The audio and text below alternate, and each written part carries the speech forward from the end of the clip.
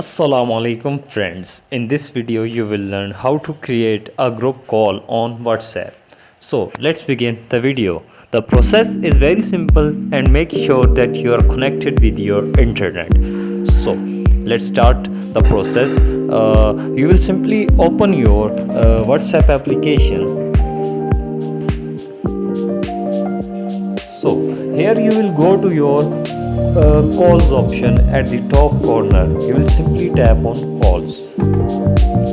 So here is the new call option which you are seeing on the screen.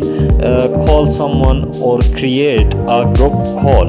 You will simply tap on this option at the first. So it's a new update. So here you can add the participants. You can add any of 7 only.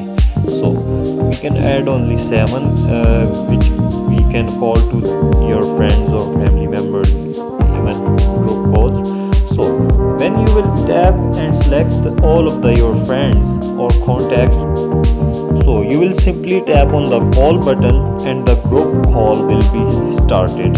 So this is the simple process of creating a new group call on WhatsApp. If you like the video, please subscribe our channel for more informative videos. Thank you.